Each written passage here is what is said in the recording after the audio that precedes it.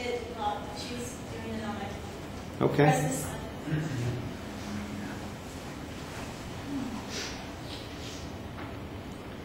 There you go. My phone lost on me. Let's keep pressing this button. Thank you very much, Benny. Sorry about that. Good morning. And today I'll be talking about pandas. I know there's a picture of pandas and it's an actual medical disorder actually, but this panda is the symbol of what it is, because the panda is thought of as looking confused, and that's what a child between the age of 3 to 14 who receives it looks like it, kind of dazed and confused.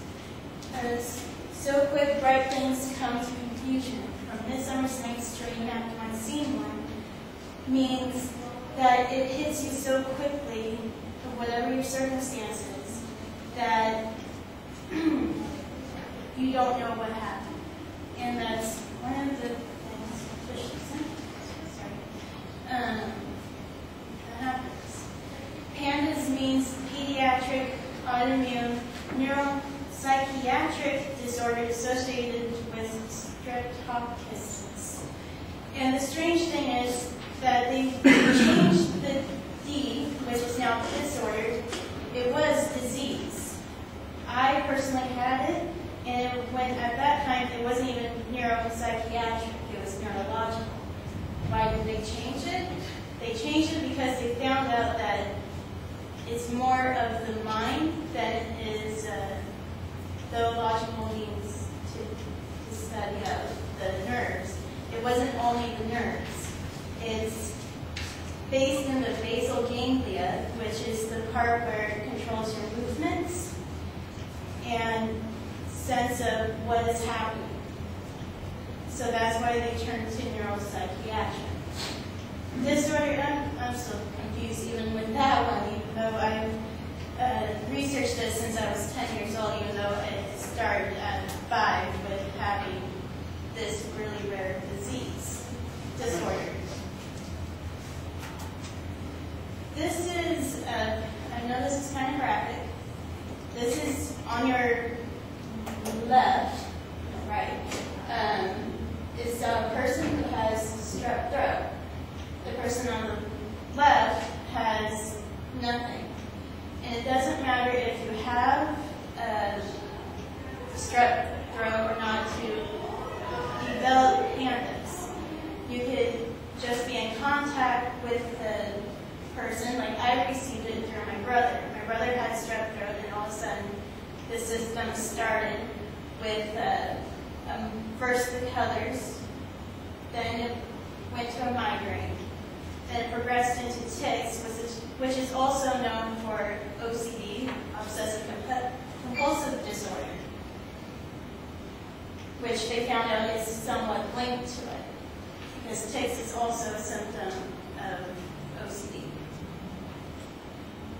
Since this disorder is rare, and at one point in each of our lives we will come across children with strep, having some knowledge of this might help a child that may have this.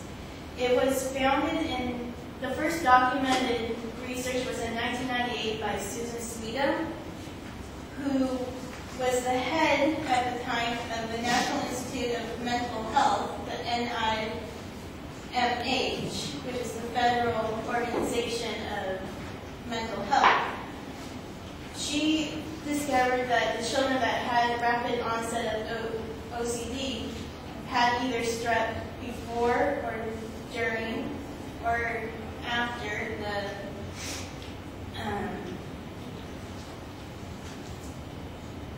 conjuring these symptoms. Today I'll discuss that's your brief history, so you know what the heck I'm talking about when I say IVIG and blood transfusion, amoxicillin, and penicillin. Amoxicillin and penicillin is used when it's caught in the beginning. If it's caught in the beginning with just the mild, which is what Susan Schulman discovered there's 3 different categories of pandas. There's the mild, moderate, and severe. Mild is just being really irritable and always not being happy, angry for 1 second, then happy the next. And so with that, you get migraines and colors and all that. So the IVIG, intravenous immunoglobulin, is basically, in simplest terms, an extraction of basically the fat of your blood, and is put into this container, which you can see what this little character has, 2 hanging.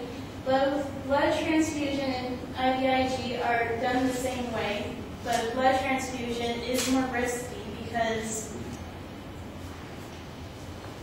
your body may not, even though it's the correct blood type, it might not register with your body and with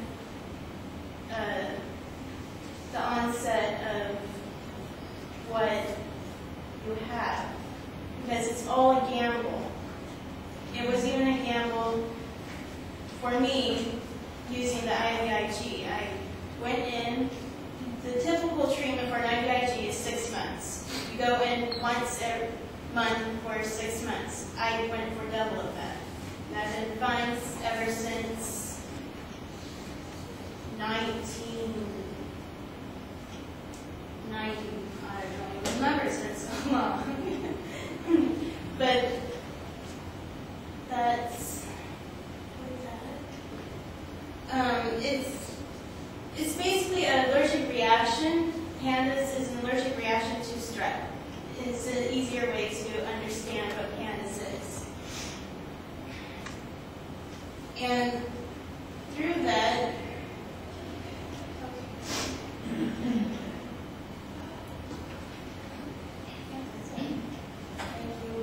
so just to leave you guys with a simple note of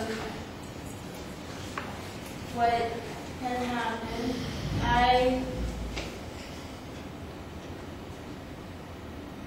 it is very controversial, and I know that many of you have not heard of it, but I am a survivor in a way of it, and there is no evidence of what happens in adulthood or for anything. So I am still the guinea pig and will continue to be for the rest of my life. If you guys have any questions, feel free to ask. I'll be happy to answer. Thank you.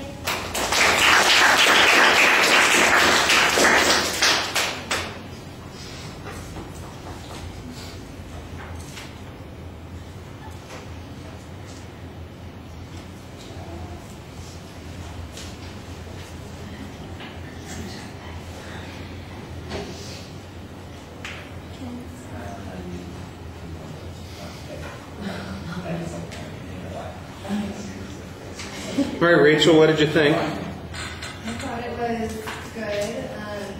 I thought the visual with the 2 mouths, it would have been better with the lights off so we can see the pictures better. I thought the intro was a little long. You did do good citations. And I also thought that where you said pandas is a reaction to strep, I feel like we should have said that earlier than at the very end. I think it would have helped me grasp the whole concept better. But other than that, it was good.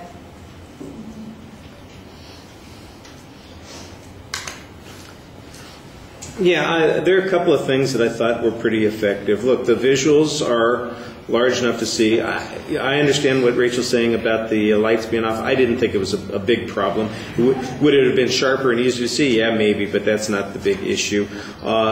The PANDAS acronym and all the definition stuff in it, I think that's useful and it comes up early on. The problem is that there's so much in that needs to be defined that it doesn't really help us just to see all of the things that you've listed there. I thought that you were still trying to define what it is 6.5 minutes into the speech. When you watch this back, listen, you get a clearer explanation of it at the end of your speech than you have at the beginning. You need to